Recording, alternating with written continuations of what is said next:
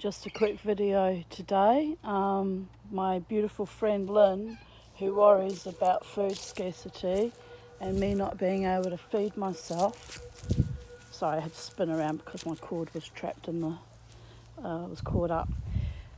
Who worries about me not being able to feed myself in this weird zombie apocalypse we're living through now. Bought me this, or gave me this beautiful ColourBond veggie patch thingy. So I'm having a little bit of a giggle because in my haste to put it together, I put the two long ends adjacent, so now I have to pull it apart and put the short one there. Anyway, it's quite funny.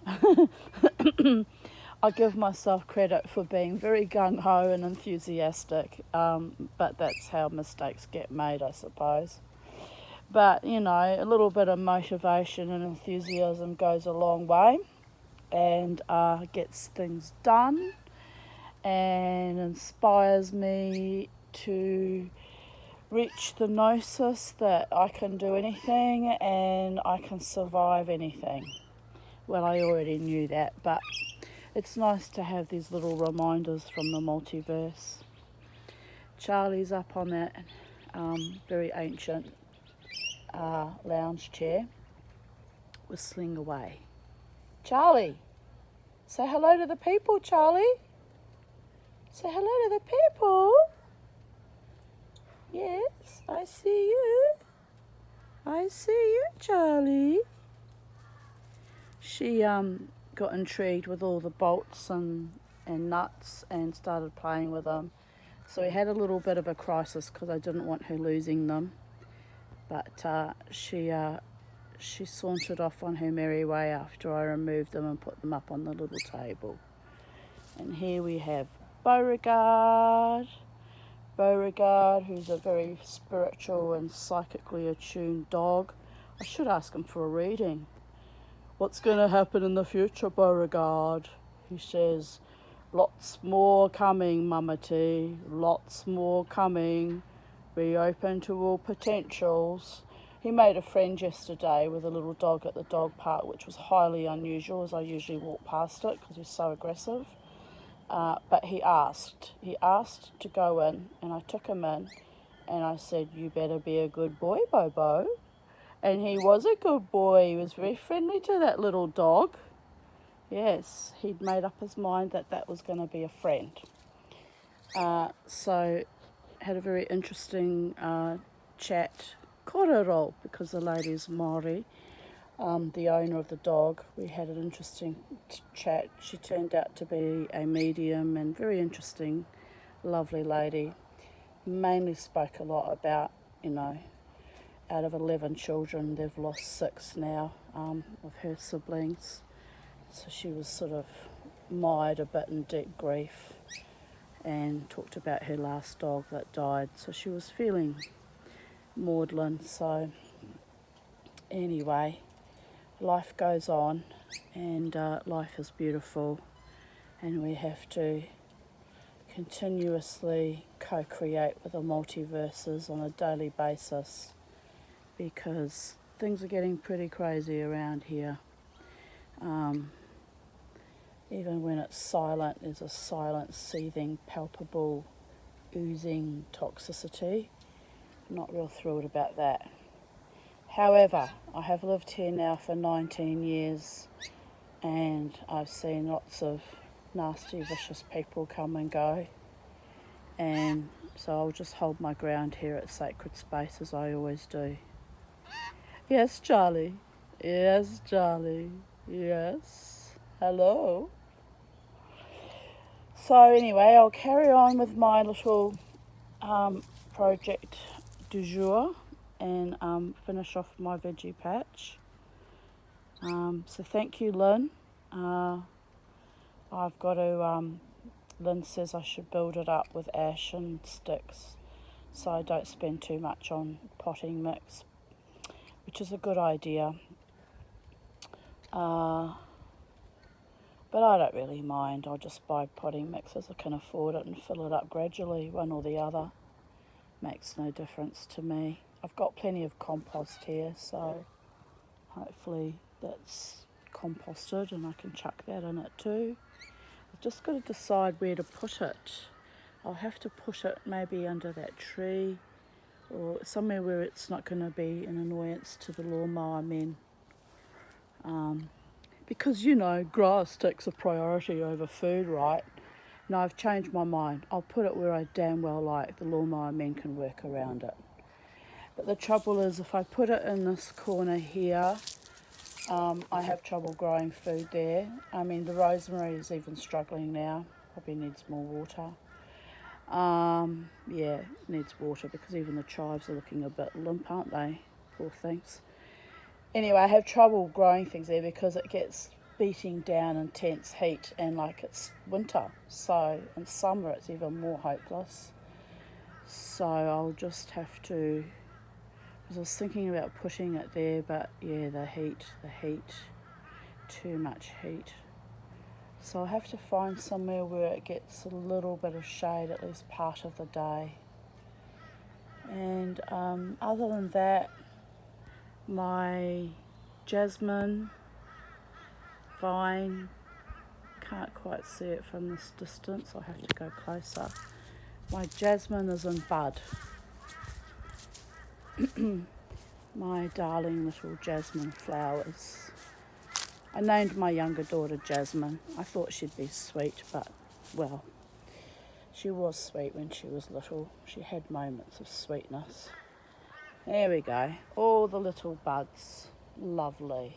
And the jonquils have come up, but they haven't flowered, and they look like they could do with a bit of a watering, quite frankly. I have to get off my tuchus and water everything. I'm actually very tired today. I slept till 10 and my lungs are still not great, but I feel very weary today. I've been feeling very weary the last few days, but it hasn't helped that there's been so much vile toxicity in the neighbourhood. But I'll get over it.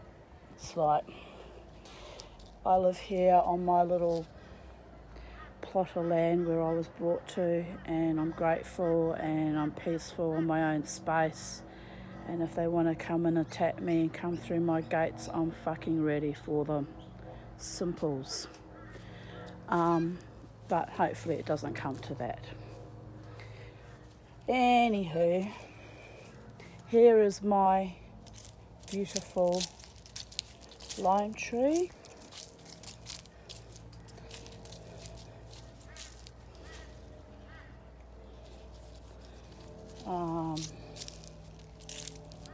Beautiful light in the garden today. So, you know, guys, if at any stage in the near future I don't survive this paradigm because of my lungs or because of the breakdown of civilization, I want you to know I was happy here in this garden and nothing else matters. Nothing. Alright, my sweets, I know I sound a bit melodramatic, but I'm sort of seething with a little bit of subterranean rage still at the way people look down on me for being in Housing Commission. You know, when the economic breakdown really hits and no one can eat, we'll see how well off they'll feel about their situations, looking down on me all the years. I've always said life is a great equaliser, and death and disease are givens. They come to us all eventually. And meanwhile, you know, for all this snobby condescension, I'll just sit back because karma's a bitch.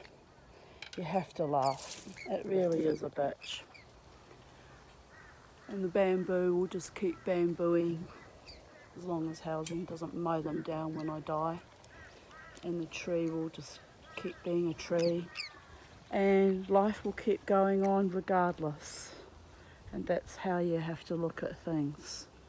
Be like the trees. Wave around in the winds of malfeasance, but keep your roots strong and anchored. And basically, like Grumpy Tree over there, just tell everyone to fuck off. You have to laugh.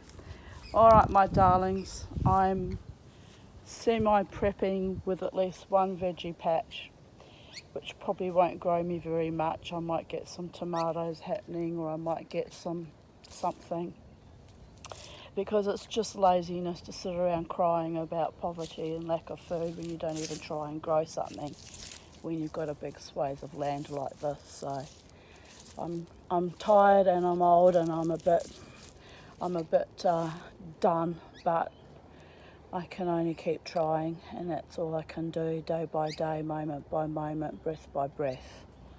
So thank you to my angels, and thank you to Lynn for your immense support all the years, and Sally Castle in New Zealand, and Jared, of course, and all my other Facebook angels that support me and put up with my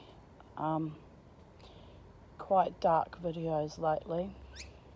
I was hoping to lift the lid off it and start blossoming out again, and I had a couple of days when I was feeling quite positive, but then, you know, the shit happened here again, so it tells me not to be too Pollyanna and positive, but to remain vigilant and observant and hold my ground, just like Beauregard's doing right now. I don't know what he's watching. Probably the turkey across the road. Anyway, he had a pat from the man that lives on Opal Street that injured his leg, broke his leg, and is in recovery. And we stopped to chat to him on our walk home, back home from the dog park yesterday. And he was so sweet. He was rubbing Bobo's face and telling Bobo that he's a good dog and a good guard dog, protecting the space. And I was chuckling to myself, because he's hyper-vigilant like me. And he was looking up at my face with sort of this look of like, yay, I'm getting a pat, but from a strange man. And the look on his face was like, he didn't know whether to be happy or worried. It was really cute. But anyway, Bobo's making friends all over the neighbourhood, which is a good thing, you know. It's a good thing. Yes. Just remember, Beauregard, I can't pronounce it. Familiarity breeds contempt. But that's a tape my mother put in my head so she could keep me isolated and afraid and tell me that I was worthless and crazy and ugly and unlovable. But I must say, I am wary now of the familiarity that has brought about only contempt and loathing and dishonour. I'm not stupid. I do see both sides of the coin, and I'm seeing it flip in a very negative way in Australia right now. I'm watching carefully and monitoring carefully, but there's very little I can do, which is what makes me feel distressed, right? Sitting on a powder keg waiting for it to explode. Anyway, we shall grow food and we shall feed ourselves as much as possible. Have a beautiful day, people. Love to you all. Shalom. Peace out.